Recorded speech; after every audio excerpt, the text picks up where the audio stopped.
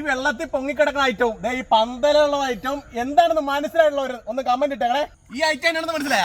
ഇത് ആനയുടെ കൊമ്പാണെന്ന് ഒറ്റ നോട്ടത്തിൽ തോന്നും, പക്ഷെ ആനക്കൊമ്പല്ല. ഇത് കേരളത്തിലെ വലിയ രീതിയിൽ എല്ലാവർക്കും അറിയാൻ മേല, പക്ഷെ മറ്റുള്ള സ്റ്റേറ്റിലുള്ളവർക്കുണ്ടല്ലോ അടിപൊളിയായിട്ട് അറിയാം. ഒരുപാട് ഗുണമുള്ള വ്യത്യസ്തമായ വിഭവം കേട്ടാ. ചൊരക്ക എന്നാണ് പേര്. ഇന്ന് കാരിക്കറിയും ചൊരക്കയും ഒരിക്കലും പറ്റാത്ത ആഴത്തിലുള്ള കുളത്തിലാണ് നമ്മൾ നിൽക്കുന്നത്. അവിടെയാണ് നമ്മൾ ഈ ചൊരക്ക കൃഷി ചെയ്തിരിക്കുന്നത്. ഇപ്പൊ കരക്കുന്നാണ് ഫുള്ള് ഇങ്ങനെ പടത്തി കയറ്റിരിക്കുന്നത്. 100ഓളം ചോട് ചൊരക്ക ലാഭകരമായിട്ട് കൃഷി ചെയ്തിരിക്കണേ. ചൊരക്കയുടെ ഉൾവശം നമുക്ക് നോക്കാം. പന്തലിട്ട് തന്നെ മുറിക്കാൻ കേട്ടതേ, വളരെ സോഫ്റ്റ് ആയിട്ട് മുറിഞ്ഞു. ഇതിന്റെ നോക്കിയേ, അടിപൊളിയാണേ. ബാക്കിയോടെ നമുക്ക് ഒന്ന് മുറിച്ചെടുക്കാം. ഇതിന്റെ തൂക്കം വരുന്ന ഏകദേശം 1 കിലോ പരുവാണ്. ഈ ഒരു പരുവം കറക്റ്റാണ്. ഒരു 1.5 കിലോ ഒക്കെ ആണെങ്കിലല്ല കാ മൂത്ത് തുടങ്ങും. പിന്നെ അത്ര ടേസ്റ്റ് കിട്ടില്ല. ഈ ഒരു പരുവത്തിൽ ബാംഗ്ലൂരിൽ നിന്നൊക്കെ പ്രധാനമായിട്ടും വരുന്നത്. അപ്പോൾ അതിനൊക്കെ കൂടുതലും 20 രൂപയ്ക്ക് മുകളിലാണ് മിക്ക സമയത്തും വില. കേരളത്തിലെ ലാഭകരമായിട്ട് കൃഷി ചെയ്യാനായിട്ട് പറ്റും. കണ്ട, ഈ കാണുന്ന ഫുള്ള് ചൊരക്കാണ്. നമുക്ക് തോരൻ വെക്കാം, അരച്ചുട്ട് വെക്കാം, എന്ത് മെഴുക്കോട്ട്, അങ്ങനെ ഒരുപാട് ഉപയോഗമുള്ള അടിപൊളി പച്ചക്കറി. കേട്ടോ, പല പല വിഭവമായിട്ട് ഇത് കഴിച്ചിട്ടുണ്ട്. പക്ഷെ അതിന്റെ പച്ചക്കുള്ള ഫ്ലേവർ എന്താണ് നമുക്കൊന്ന് നോക്കിയേക്കാം.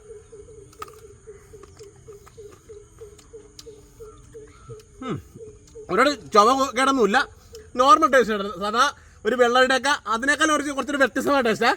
ആനക്കൊമ്പൻ വെണ്ടയെന്ന് നമ്മൾ വർഷങ്ങളായിട്ട് കേട്ടുകൊണ്ടിരിക്കുന്നതാണ്. പക്ഷെ ഇത്ര വണ്ണം ആനക്കൊമ്പൻ വെണ്ടയ്ക്കില്ല. ഇത് കറക്റ്റ് ആനക്കൊമ്പിന്റെ അതേ ഷേപ്പിലാണ് കേട്ടോ. ഈ ഒരു ആംബിയൻസ് നോക്കിയാൽ വള്ളിയൊക്കെ പടന്ന് ഇറങ്ങിയതേ കുളത്തിലൊക്കെ മുട്ടി നിൽക്കുകയാണ്. ഇതങ്ങനെ ഒരുപാട് അങ്ങനെ പറിച്ച് കളയാറില്ല.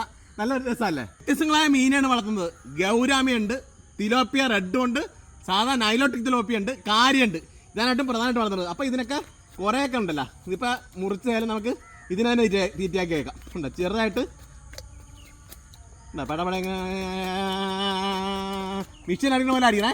ഈ അരിഞ്ഞിട്ടൊക്കെ ഇന്നും നാളായിട്ട് കുറേച്ചെ അവർ തിന്ന് തീർത്തോളേ. ഈ വെറൈറ്റി ഐറ്റം 10-12 മീറ്ററോളം ലെങ്തില് വളരും. കണ്ടാ, ഇവിടെ മേലെ എത്തപ്പോൾ കുളത്തിന്റെ സെൻറ്ററിലായിട്ട് നമ്മളത് കോവക്കായും കൃഷി ചെയ്യുന്നുണ്ടാവേ.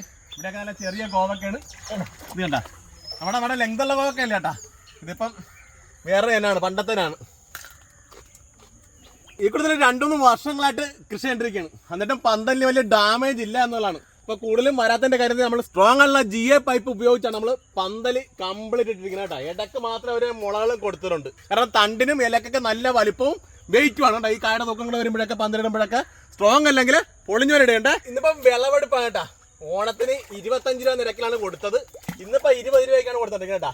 ഒരു കായക്കെന്ന് വെച്ചാൽ 1 കിലോ 3/4 കിലോ പരുവത്തിൽ ഹാർവെസ്റ്റ് ചെയ്യണം. ഇതാകുമ്പോൾ ആൾക്കാർക്ക് ഏറ്റവും ഇഷ്ടമാണ്. ഇപ്പൊ അണുകുടുംബങ്ങളാണല്ല, ഓവർ സൈസായി മുറിക്കുകയാണെങ്കിലല്ല ആൾക്കാർക്ക് വലിയ താല്പര്യം ഇല്ല എന്നുള്ളതാണ്. ഇതൊക്കെ കറക്റ്റ് ഷേപ്പാണ്. ഈ ബാംഗ്ലൂരിൽ നിന്നൊക്കെ തന്നെ ഈ സെയിം ഐറ്റാണ്. അപ്പോൾ ഈ 2 ദിവസം കൂടുമ്പോൾ നമ്മൾ കൃത്യമായിട്ട് വിളവെടുത്തോണ്ടിരിക്കും. ഇന്നിപ്പോൾ ഒരു 100-150 കിലോ ആണ് വിളവെടുക്കാനുള്ളത്.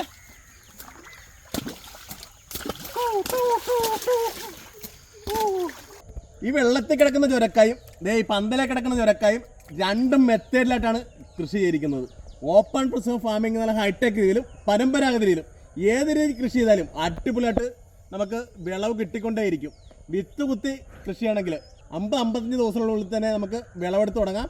ഈ 2 ദിവസം കൂടുമ്പോൾ കൃത്യമായിട്ടുള്ള വിളവെടുത്ത് മാറ്റാനുണ്ടല്ല 1-2 മാസത്തോളം നമുക്ക് വിളവെടുത്തുകൊണ്ടേയിരിക്കാം. മറ്റുള്ള പച്ചക്കറി വിളയെ വെച്ച് നോക്കുമ്പോൾ കായ്ച്ചൽ അറ്റാക്കും പുഴുക്കളുടെ അറ്റാക്കും പൊതുവെ കുറവാണ് കേട്ടോ. എല്ലാ മൂട്ടിലും നമുക്ക് കൃത്യമായിട്ട് കാ തന്നുകൊണ്ടേയിരിക്കും. കൃത്യമായിട്ട് ചെത്തി മാറ്റണമെന്ന് മാത്രം. അന്നേരം കാ വീണ്ടും വീണത്തുള്ളൂ. ഹൈബ്രിഡിന്റെ ഏറ്റവും വലിയ പ്രത്യേകതയാണ് ഇത് കായ്ച്ചോത്തിപ്പാണ്. വളരെ ചെറുത് മാത്രമേ നമുക്ക് പോകത്തുള്ളൂ. അത് ഓൾറെഡി നമ്മൾ കുളത്തിലേക്ക് ഡയറക്റ്റ് ഇടുന്ന രീതിയിലാണ് അത് കാര്യങ്ങൾ പോകുന്നത്. കണ്ടാ, ഇവിടെ വിളവെടുത്ത് വലർത്തുണ്ടല്ലോ, പാട്ടപ്പെട്ട ഞാൻ ഇട്ടിരിക്കുകയാണ്. അവസാനം നമുക്ക് തള്ളി അറ്റത്ത് കൊണ്ടിട്ടാണ് നമ്മൾ എല്ലാം കരക്കാട്ട് കയറ്റുന്നത്. കഴിഞ്ഞ വർഷം റൗണ്ട് ചുരക്കാണ് കൃഷി ചെയ്ത്, അതും നല്ല വിളവായിരുന്നു. ഇത് പുഴു കടിച്ചാണ്. അതെ, പുറന്തോട്ടിന് അത്യാവശ്യം കട്ടിയുള്ളതുകൊണ്ട് ഉള്ളിലായിട്ട് വലിയ രീതിയിൽ കുഴപ്പം പറ്റുന്നുണ്ട്. ഇത് പുറമെ ചെത്തിക്കളയാങ്കിൽ യാതൊരുവിധ കുഴപ്പമില്ല. കേരളത്തിൽ ഇനി ഏറ്റവും കൂടുതൽ സാധ്യമാണ്. കാരണം ഒരുപാട് പേരാണ് കേരളത്തിലെ മറ്റുള്ള സ്റ്റേറ്റിൽ നിന്ന് ജോലി ചെയ്യുന്നത്. അപ്പോൾ അവർക്ക് ഏറ്റവും ഇഷ്ടപ്പെട്ട ഒരു പച്ചക്കറി അവർ പരിപ്പൊക്കെ ഇട്ട് നല്ല അടിപൊളിയായിട്ട് ചാറൊക്കെ വെക്കും. പാരിക്ക് മാത്രമല്ല ഒരുപാട് മെഡിസിൻ വാല്യുള്ള ഐറ്റാണ്. ഈ കിടക്കണൊക്കെ ഉണ്ടല്ലോ, ഇനിയിപ്പോൾ അടുത്ത ദിവസം വിളവെടുക്കാനാണ്. ഇതൊക്കെ ഫാസ്റ്റായിട്ട് വലുതാവും. മനസ്സ് വെച്ചാൽ നമുക്ക് എന്തും വിളയിക്കാനായിട്ട് പറ്റും. അതുപോലെയാണ് നമ്മളിവിടെ മീനും പച്ചക്കറിയൊക്കെ ഒരേ സ്പോട്ടിൽ വിളയിച്ചിരിക്കുന്നത്. അപ്പോൾ നമ്മൾ കഴിച്ചാൽ മാത്രം പോരാ, കുറേ പേരെങ്കിലും സമയമുള്ളവർ ഇതൊക്കെ കൃഷി ചെയ്യാനും പറ്റണം. അപ്പോൾ ഇതൊക്കെയാണ് ഈ വീഡിയോയിൽ വിശേഷങ്ങൾ. അപ്പോൾ മറ്റു പുതിയ വിഷയം. ബൈ.